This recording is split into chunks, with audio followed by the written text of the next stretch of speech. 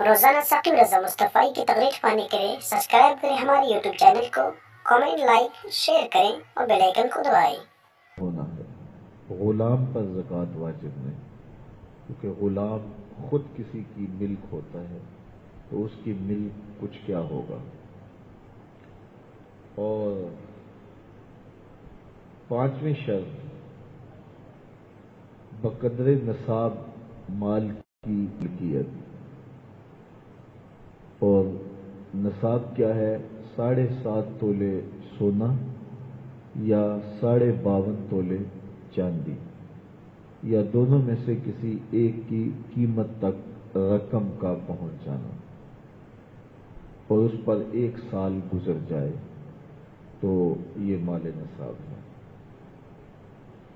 چھٹی شرط یہ ہے کہ مکمل مالک ہو، یعنی قابض بھی ہو۔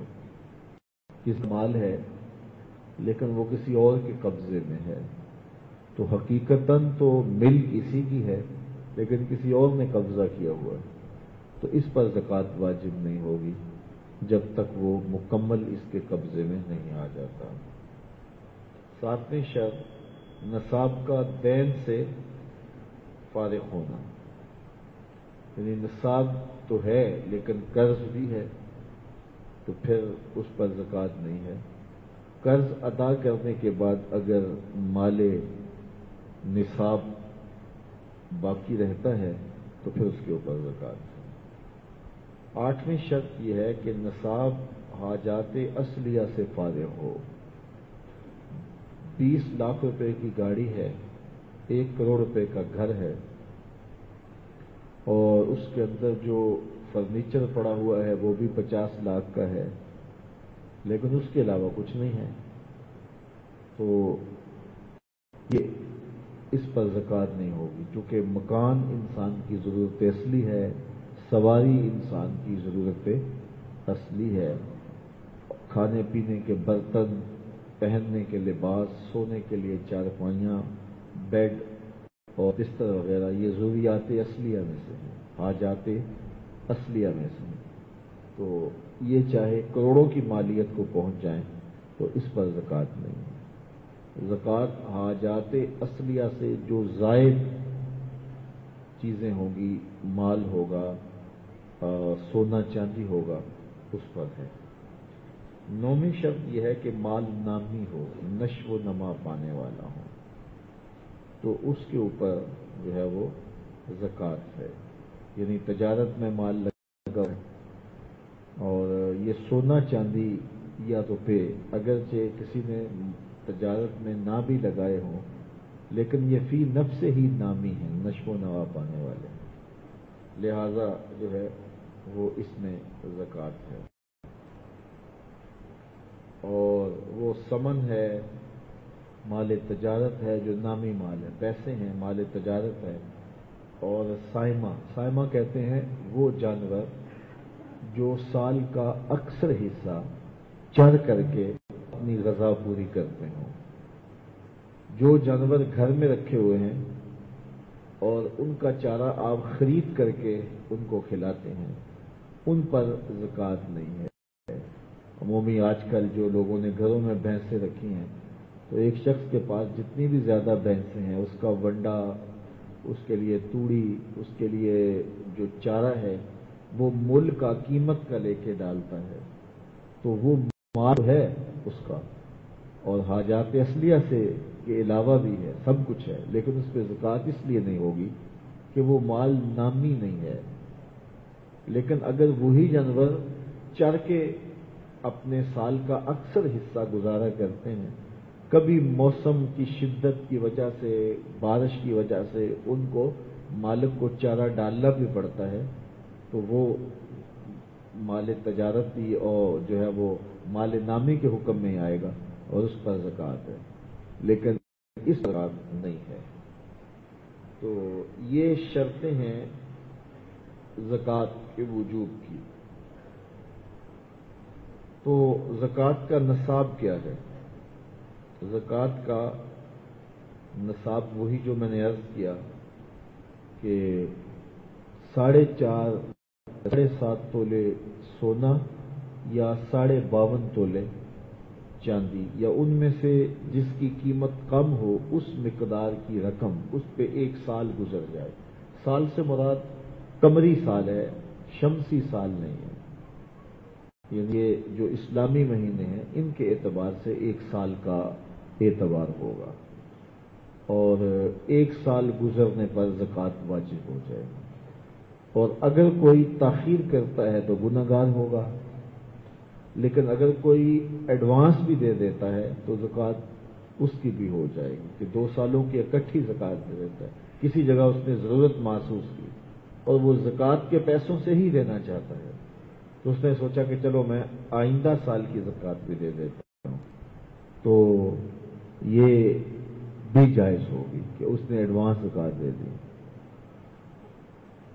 ज़कात में घर की वो ज़रूरियात जो बिल्कुल ज़रूरी हैं उनसे हटकर भी कुछ चीज़ें होती हैं, तो वो हाजात असलिया के अलावा होंगी। मिसाल के तौर पे एक बिस्तर गर्मियों का, एक बिस्तर सर्दियों का, ये घर के एक फर्द की ज़रूरत है, और अगर घर के 5 अफराद हैं तो 10 बिस्तर उनकी ज़रूरत असलिया है। उसके कुछ लोगों ने बहुत ज़्यादा बिस्तर ज़ायद बनाए हुए होते हैं, तो उनके ऊपर ज़कात होगी। इस तरह पहनने के लिए जो लिबास इस्तेमाल में होते हैं उन पर तो ज़कात नहीं होगी, वो ज़रूरियात असलिया से, हाजात असलिया से होंगे। लेकिन कोई अनसिले कपड़े, पारचा जात, वो ख़वातीन ने संभाल के रखे होते हैं कि कभी काम आएंगे, बच्चों की शादियों पे काम आएंगे, तो उन पर भी ज़कात है। इसी तरह कुछ बर्तन ख़वातीन ने संभाल के रखे होते हैं, और वो बस साल के बाद उतारती हैं, उनको धो देती हैं और फिर वहां रख देती हैं, या वो डब्बों में पैक होते हैं और ख्याल होता है कि ये बच्चियों के काम आएंगे, किसी और काम आएंगे। तो ऐसे बर्तन जो साल में इस्तेमाल नहीं होते, तो वो भी बर्तन जो है वो हाजात असलिया से अलावा होंगे, उन पर भी ज़कात होगी। जेवरात पर भी ज़कात है, पारचा जात पर भी ज़कात है। इसी तरह वो फर्नीचर जो ज़ायद पड़ा हुआ है, इस्तेमाल में नहीं है, वो भी हाजात असलिया के अलावा है, तो उस पर भी जो है वो ज़कात है। अच्छा, जो ज़मीन है वो 2 तरह की, बल्कि 3 तरह की है। एक ज़मीन वो है कि जिसको आपने अपनी रिहाइश के लिए, अपनी फैक्ट्री के लिए रखा हुआ है, तो उस पर ज़कात नहीं है। आपकी रिहाइश 5 मरले में है या 5 एकड़ में है, तो उस ज़मीन पर जो आपने अपनी रिहाइश के लिए रखी है ज़कात नहीं। इसी तरह वो ज़मीन जो आपके कारोबार के लिए है, दफ्तर बनाया है और वो बरलबे सड़क है, 10 करोड़ रुपए की जगह है, उस पर ज़कात नहीं है। इसी तरह जो है वो आपने फैक्ट्री बनाई है तो वो 5-6 एकड़ पर फैली हुई है, तो उस पर ज़कात नहीं है, जगह पर ज़कात नहीं है। दूसरी ज़मीन वो है कि जो आपकी ज़री ज़मीन है जिसमें फसल उगती है, तो उसकी ज़कात उशर है, और वो उशर 2 तरह का होगा। अगर ज़मीन कीम के पानी से सैराब होती है, ट्यूबवेल लगा है, आप उसका बिल देते हैं, तो फिर उसका 20वां हिस्सा जो आपकी फसल तैयार हुई है ज़कात में उशर में जाएगा। और अगर वो बारानी पानी से है या नहरी पानी से है, तो फिर उसका 10वां हिस्सा आप जो है वो देंगे। बारानी ज़मीन का 10वां हिस्सा उशर है, और जो कीमत का पानी है उसका 20वां हिस्सा आप उशर में देंगे। और वो साल में 1 फसल लेते हैं तो 1 फसल का हिस्सा है, 2 फसलें लेते हैं तो 2 फसलों का हिस्सा है, साल में बाज़ जगहों पे 3 फसलें भी ले ली जाती हैं, तो 3 फसलों का 10वां या 20वां हिस्सा आपको ज़कात में देना होगा, जिसका शरई नाम उशर है, और उसके मसारफ वही हैं जो मसारफ जो हैं ज़कात के मसारफ हैं, जो मैं अभी आपके सामने रखना चाहूँगा। حتیٰ کہ اگر آپ نے باغ لگایا ہوا ہے تو اس کے جو پھل آتے ہیں تو اس کے پھلوں کا بھی 10واں حصہ یا 20واں حصہ آپ کو عشر میں نکالنا پڑے گا۔ تو زمین سے جو اگتا ہے اس کا عشر زمین کی زکوٰۃ ہے۔ یہ دوسری قسم زمین کی ہو گئی، ایک زرعی زمین اور ایک اپنی آپ کی رہائشی یا ضرورت کی زمین۔ تیسری زمین وہ ہے کہ جو آپ کی رہائشی اور ضرورت کی زمین بھی نہیں ہے، آپ زرعی زمین بھی نہیں ہے، آپ زمینوں کا کاروبار کرتے ہیں، زمین خریدتے ہیں، پلاٹ لیتے ہیں، پھر تھوڑا سا مہنگا ہوتا ہے تو اس کو بیچ دیتے ہیں، پھر نیا خرید دیتے ہیں، پھر بیچ دیتے ہیں، تو اس پہ زکوٰۃ ہے، اس کی قیمت، چونکہ وہ مال تجارت بن گیا۔ تو اس کی جو جب زکوٰۃ نکالیں گے تو جتنی زمینیں آپ کے پاس ہیں تو ان کی قیمت نکالیں گے کتنی ہے، تو جتنی قیمت ہوگی تو اس کا 40واں حصہ آپ کو زکوٰۃ دینا ہوگا۔ اب زکوٰۃ کے مصارف کیا ہیں؟ زکوٰۃ کے مصارف جو ہیں وہ 8 ہیں، اور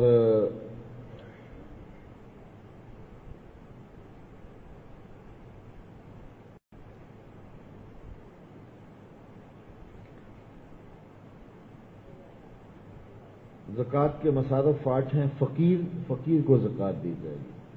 فقیر وہ ہوتا ہے جس کے پاس کچھ بھی نہ ہو، نہ گھر ہو، نہ مکان ہو، نہ اس کے پاس کوئی زر ہو، بس بالکل خالی مخالی، ایسا شخص فقیر کہلاتا ہے، تو اس کو زکوٰۃ دی جائے۔ دوسرا مصرف مسکین ہے۔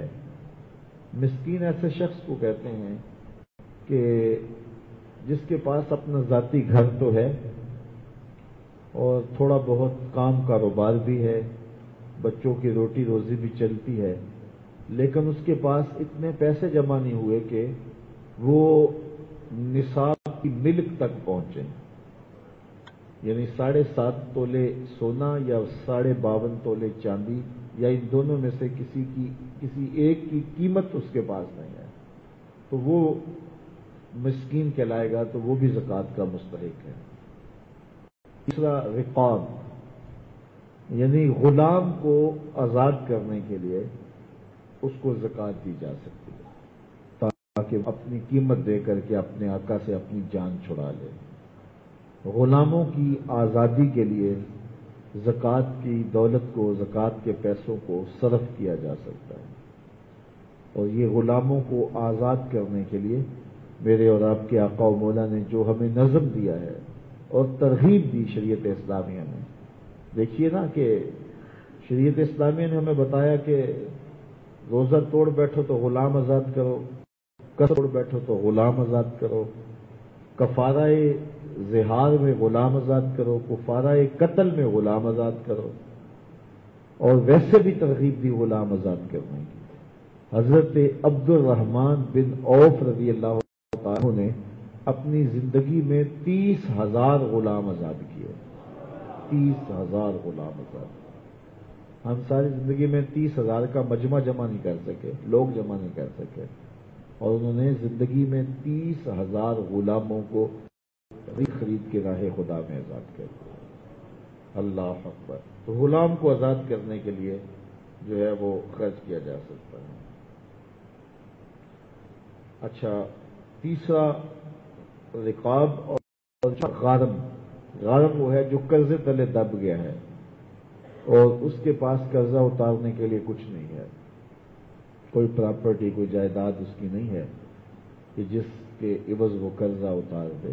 ضرورت کا اگر ہے تو وہ ایک الگ بات ہے، وہ حاجات اصلیہ سے ہے، تو اس مقروض کا قرض اتارنے کے لیے اس کو زکوٰۃ دی جا سکتی ہے۔